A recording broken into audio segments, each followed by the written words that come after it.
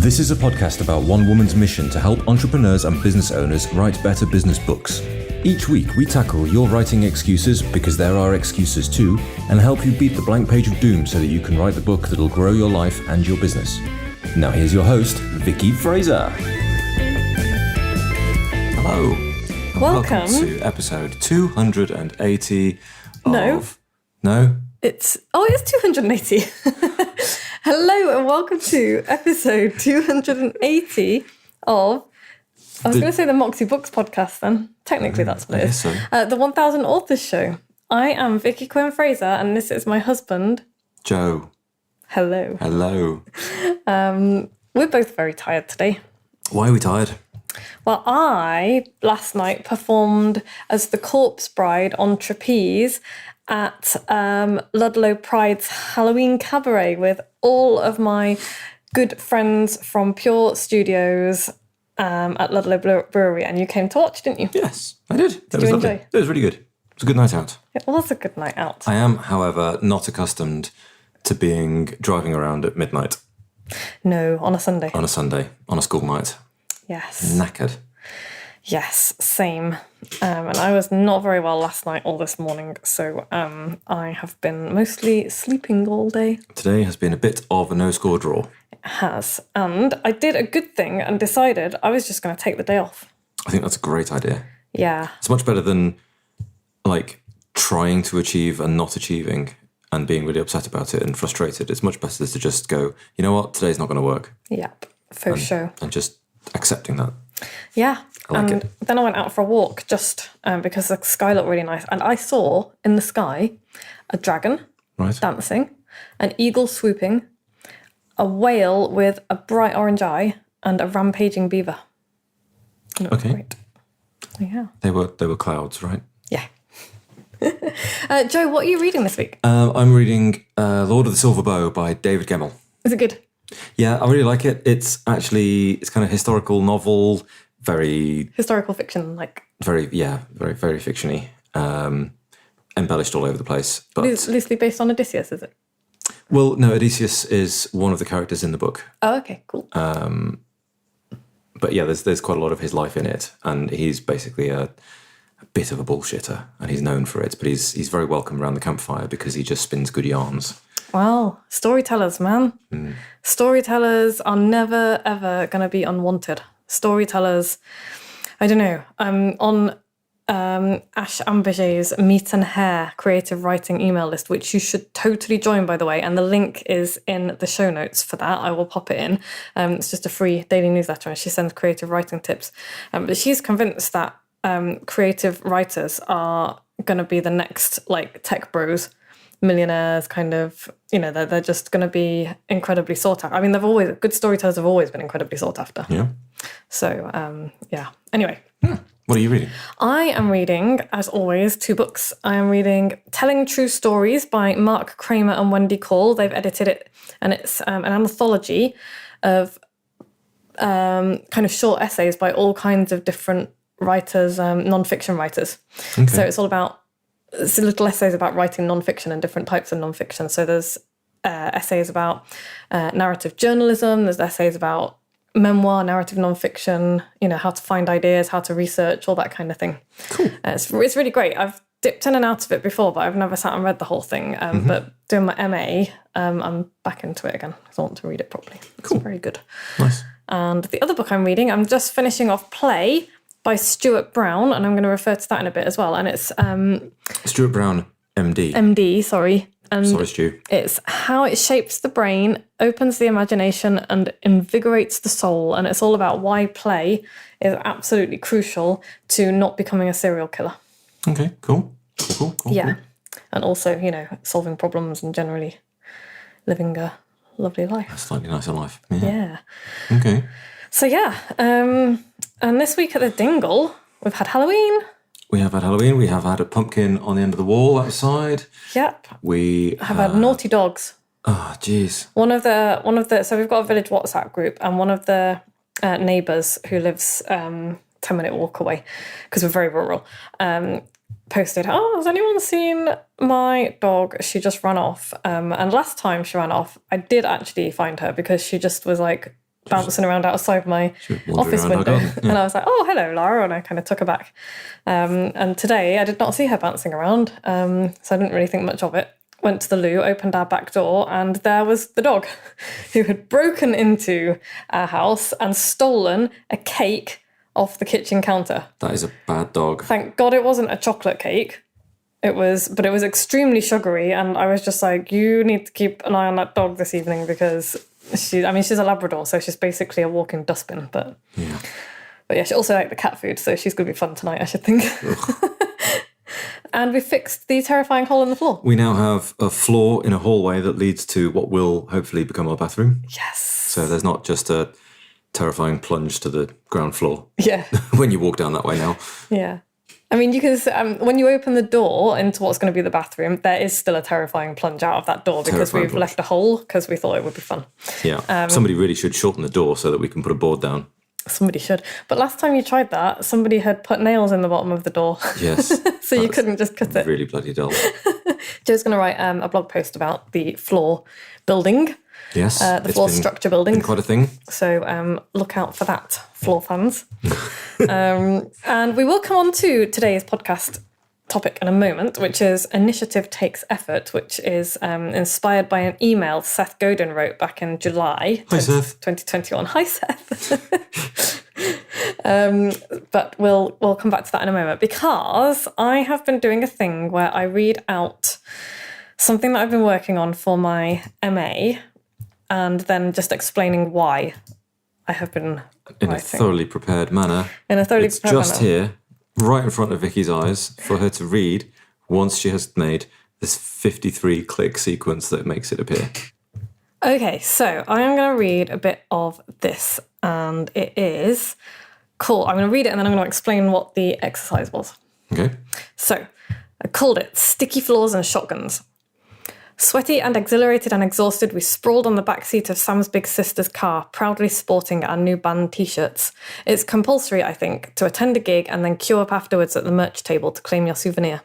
Of course, later the tickets went onto the bedroom wall, back in the day when tickets came through the post, colourful and shiny and filled with the promise of sticky floors, sweaty bodies, and the kind of rapture we tend to associate only with certain types of religious services.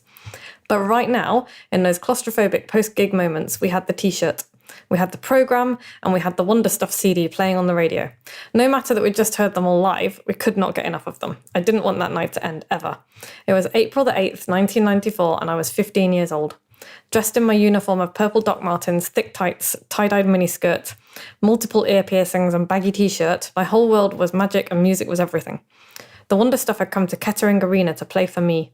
Surrounded by fans, squashed among bodies, so alive, so fragrantly alive, I knew they were singing just for me. They could see into my soul and I could see into theirs, and the music lifted me out of my anguish and my existential dread and my penchant for writing terrible navel-gazing poetry while contemplating the utter futility of it all and cutting out photographs of James Dean and copying down Oscar Wilde quips. We listened, sinking into our T-shirts and our memories of the evening. As the car window misted up, I drew the band logo on the glass. Reliving the best moments, replaying the songs as 1,000 voices all sang together in my head and moved together and felt together. The CD finished. BBC News came on and flipped a switch inside me. Kurt Cobain had killed himself that day. While I was on my way to that gig, while I was excited at doing something grown-up and independent, he'd checked out, had ripped apart a band I worshipped and a sound that exactly described and validated my teenage pain. So that was... Yeah, I remember that day. Like, obviously, that's pretty accurate. But the reason that it's not a piece of writing I'm particularly pleased with, but that's not really the point of it. It's so the activity itself was to do with memories and dragging up stuff from your life that you can use in your writing.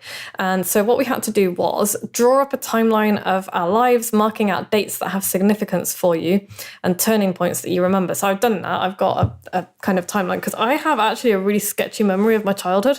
I don't remember very much at all.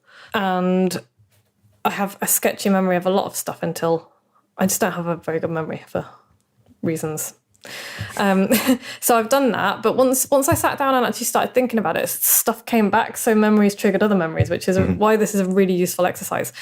The second thing we had to do is select one or two of the dates that stood out in our memories, find out what happened in the external world at those points in time. So I remembered the Wonder Stuff gigs. I think it was the second ever gig I'd been to. The first one was Madness and Carter the Unstoppable Sex Machine. Blimey. Absolute cracking gig to start my gigging life. But this one was the second one, and I remembered it particularly because that was the day, the exact day that Kurt Cobain shot himself. And I remember how devastated I was and how none of the adults in my life understood it at all. And yeah, so that was why I chose this one. And then we had to write about one of the events that you marked on the timeline, bringing in some of the new information that you have researched. So I didn't actually completely fulfill that writing activity. I did a little bit of research into Kurt Cobain and, you know, the gig itself and where it was, but I didn't... So did you know the date?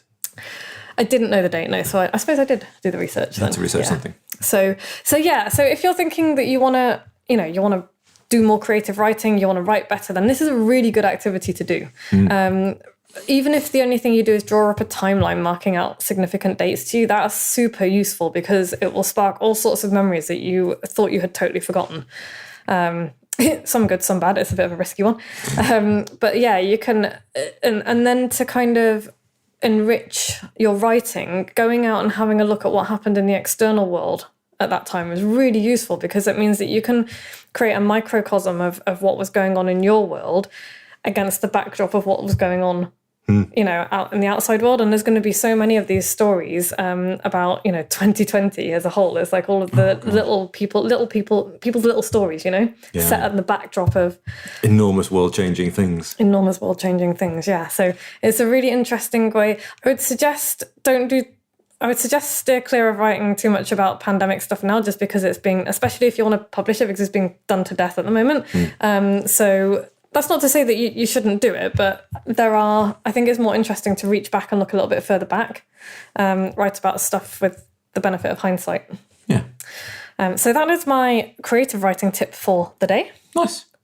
Yeah. I really don't enjoy reading these out because some of them I'm really proud of and I don't like reading those in case people hate them. And some of them I'm really not very proud of and I don't like reading those because I'm not very proud of them. So I can't really win. Because that piece I wasn't very proud of at all. It was just, you know, empty in my brain. Anyway, so on to the main feature of this week's podcast episode. What are we talking about? I think you need to make a trumpeting noise. Well, there you go. So initiative takes effort. And as I say, I read an email. I'm on Seth Godin's email list. I read an email that he wrote back in July this year, 2021.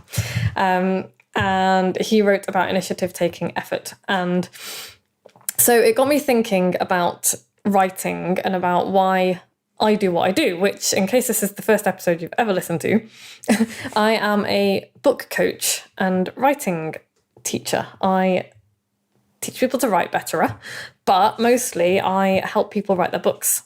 I help them go from big idea to ready to publish. Nice. And I love doing it. I absolutely adore doing it. Because there's so much more than books, really, that I get to work with people for. But yeah, this is all related to play, which I am also reading a lot about at the moment, thanks to Jocelyn Brady. Hi, Jocelyn. Hi, Jocelyn.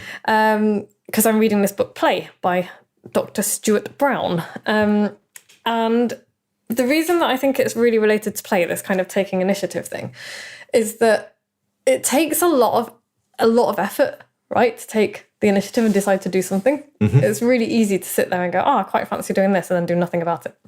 Absolutely. Yeah.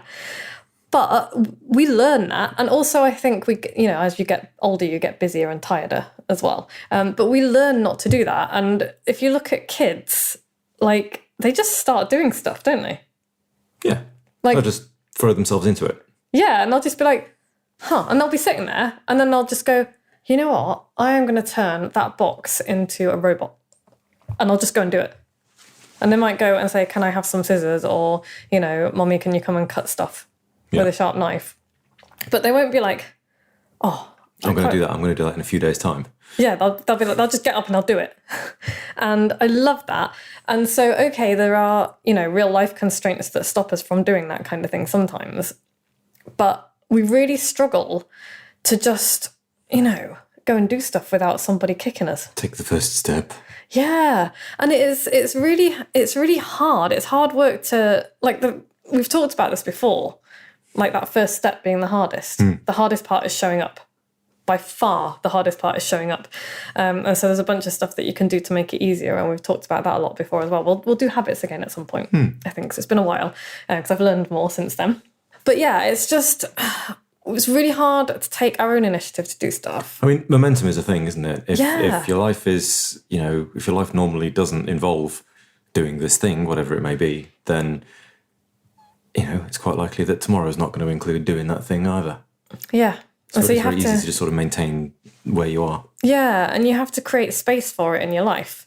And that's why sometimes I think it's easier, like, if you've got a bad habit that you want to break, it's much easier to replace it with a good habit than just to try and stop doing it. Because there is it's the saying, nature abhors a vacuum.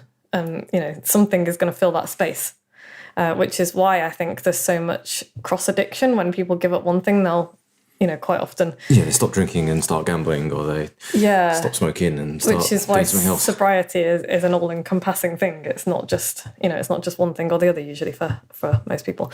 But yeah, and so it's like, how do you do that? And there's a bunch of ways you can do it. But I think one of my favourite ways is, and the thing that works best for me, and this is not just because I do this, but it's also because it works best for me, is that I need someone to poke me to do stuff. So, so I need, I do best when there is somebody standing, alongside me going, come on. Let's do this thing. Let's do this thing, and I'm going to help you do it, and I'm going to show you a way to do it. And if that doesn't suit you, I'll show you a different way. And, so, and we see this all the time, like with personal trainers in the gym. Yeah. People in January. And so Joe and I both, where I go to the aerial studio, Joe goes to the place next door to do Brazilian Jiu-Jitsu. And the first 3 weeks of January are so irritating because there's just, it's not easy to park there anyway. And then during the first 3 weeks of January, it is impossible to park, isn't it? Yeah. The place is absolutely rammed. And you guarantee February it's dropped off again. Yeah. And it's just like, well, why?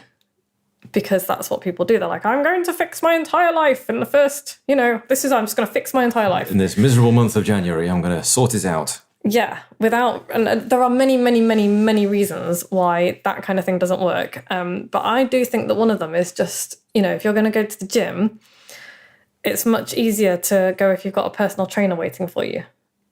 Or a friend. Or a friend, yeah. And friends work really, really well.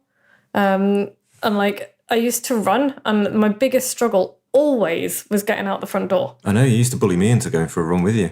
Yeah, because that's the way because like it doesn't work so well like that. But if I was like going to meet somebody, like when I used to do parkrun, and Jodes would come, and I'd be like, Jodes, come and do parkrun. And then if I didn't show up, that would make me a real douche canoe, because Jodes would be waiting for me, and I wouldn't show up. And so it's really helpful to have a partner, a friend, to kind of go and meet.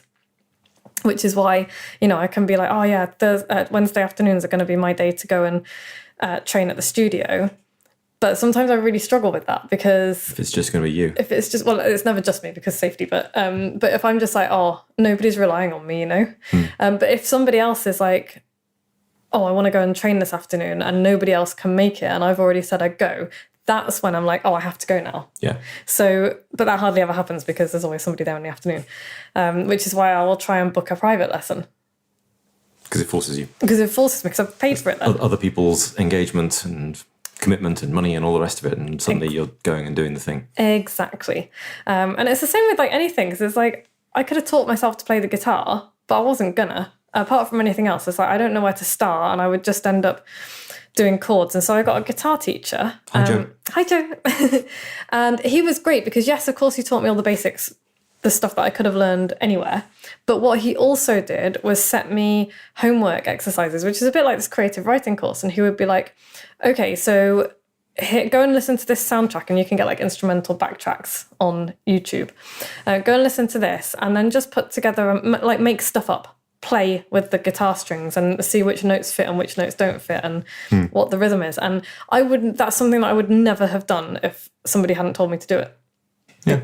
So that was really interesting. We'll skim over the fact that I'm no longer learning to play the guitar because I pick things up and put them down, and skip right over to cartooning, which is, again, I used to love art when I was a kid. I did really well in GCSE art, and then I just stopped after school. Didn't really do much. Did an adult art class for a few years before I met you. Yeah. For a year or two. And again, just kind of stopped. And then there was Sean D'Souza. Hi, Sean. Hi, Sean. Was doing a cartooning course, or does a cartooning course every year. And I thought, I'm going to do this year. And it was a big investment. It was an expensive course, worth every bloody penny. And I got really good at cartooning, didn't I? Have not picked it up again since, because it's not important enough to me to make that space in my life to do it. Day-to-day life. But I also know that in a couple of years, I'm probably going to go back and do that course again, because it was that good and I really enjoyed it. And so, I just think it's really useful to, like, I know BJJ is a bit different, but you wouldn't work out if you didn't have BJJ, would you? We know this from last year. That's half the point of it is I need the support of people. I need the motivation. I need to form the habits, which is one of the things we've spoken about before. And yeah, for me, the kind of the social contact and the helping other people and them helping me is half the point, really. Yeah. Yeah, I wouldn't be like shrimping around on the floor on my own. What is shrimping? What is shrimping? It's a thing. Look it up.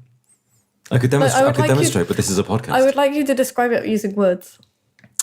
Okay, lie on your back with your heels as close to your bum as you can, and then roll, sort of pick your bum off the floor, and so like a half bridge kind of. Straighten your legs out whilst folding in half around the middle.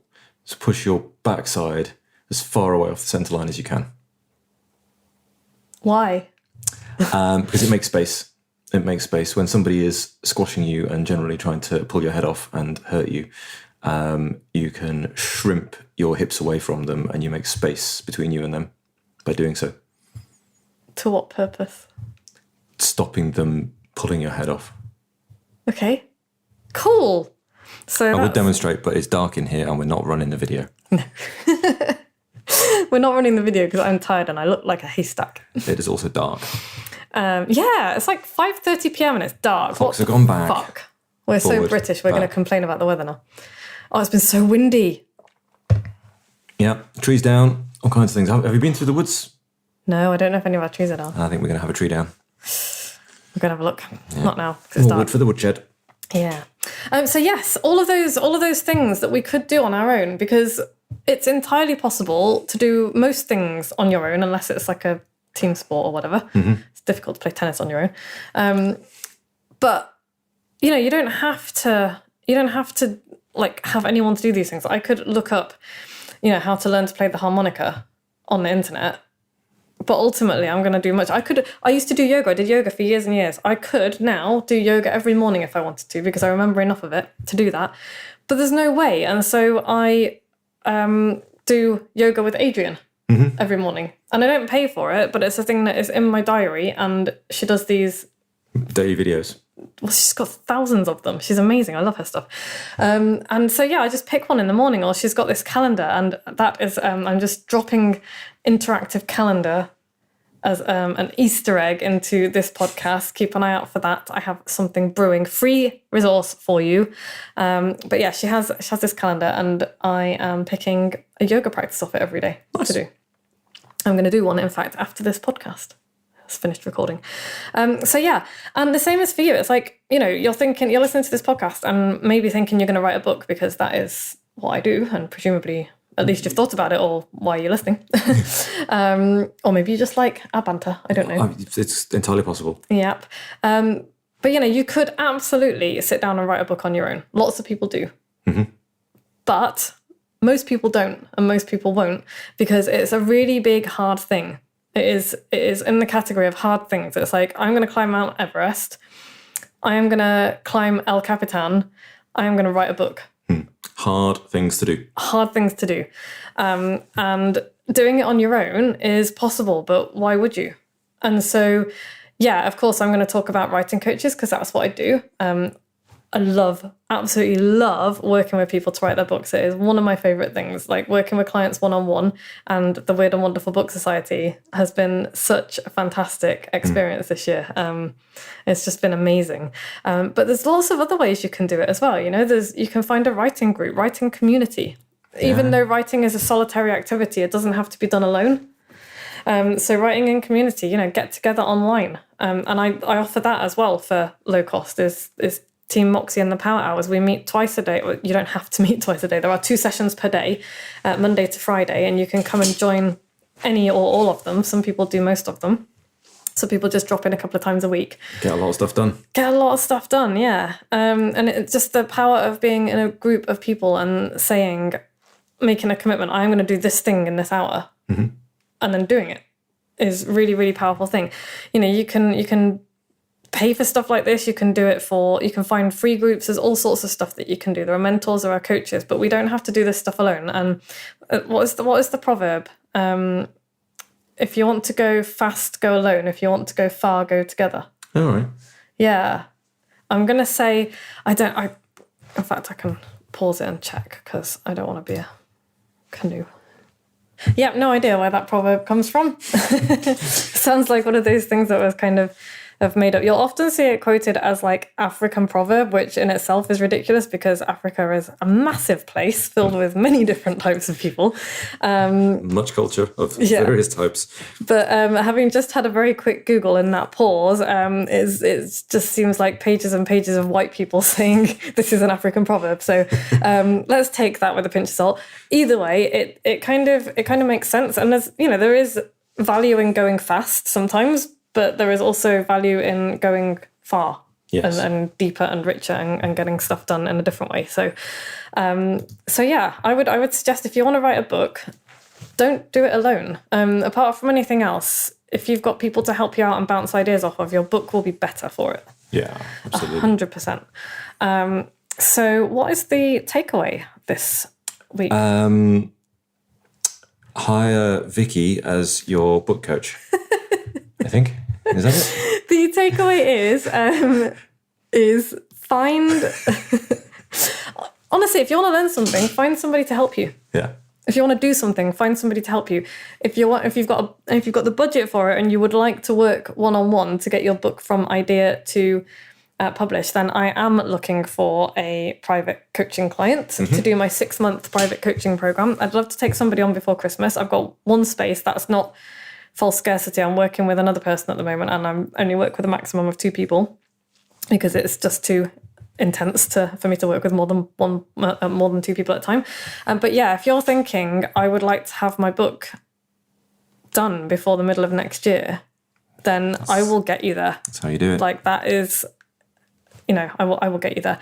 There's obviously, I'm going to say the caveat of you have to put the work in. I am going to write the book for you, but if you have got the time and the wherewithal to do it, then I will get you there. So if you would like to know more about that, drop me an email, vicky@moxiebooks.co.uk. We can book a quick call to see if I can help you, if we're a good fit, if you like me, if I like you, if I think I can help with your particular book. Non-fiction books. I don't work with fiction authors. I don't know much about writing fiction at all. But yeah, if you want to write a non-fiction book and you want somebody to walk you through and help you get from big idea to, published or ready to find an agent or whatever you want to do with your book, then I will absolutely help you do that. Just very quickly, you get 1 call a week. You get unlimited access to me within kind of office hours via Voxer, which is a great little app where you can leave voice notes and text messages and things. You get access to all of my book writing resources. You get access to the Team Moxie Power Hours to come and do the work. If you're struggling to find time to do it, you get that as a bonus. And yeah, It's very cool. It's very Lots of feedback, lots of help. Feedback. Yes, it's not just me kind of kicking your butt every week. It's, we will go through the big idea, we will go through the outline, we'll go through the reader journey. You can submit work to me for us to go through in our calls each week. I will help you with the structure. We'll do the structural edit as we go, so that by the time you're finished, hopefully you'll have, depending on how fast you work, it'll either be this is ready to go to an editor, or maybe you've already done the edit, maybe we've done the edit together in that time, depending on how long the book is and how big it is. So it's very exciting. It's like having an editor and a coach all in one. Nice. Yeah, and I love doing it as well. So yeah, Vicky at moxiebooks.co.uk if you are interested in that. Coming up next week, we are talking about, I think we're going to talk, I've got it written down here, hang on.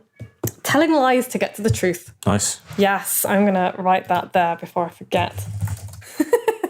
Awesome radio. I had it written down on my paper notebook, but not on my podcast notes. Sure. So, cool. If you've listened to every episode, what do they need to do, Joe? They need to email you with a postal address, and you'll send them something special in the post. Yes. And if you like this podcast, what do they need to do, Joe? They need to go to iTunes and subscribe. They need to write reviews. They need to tell their friends. They need to give us 5 stars. Yes. And if you don't think we're worth 5 stars, other podcasts are available. Yes.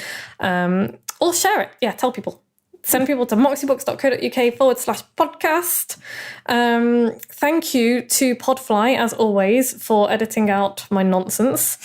Thank you to Harriet for doing all of the bits and pieces around this podcast to get it out to everybody on social media and whatnots. Thank you to Joe for doing these podcasts with me for what seems like 15 years. And thank you to you, dear listener, for spending this half hour with us a week. Yeah. We really appreciate it.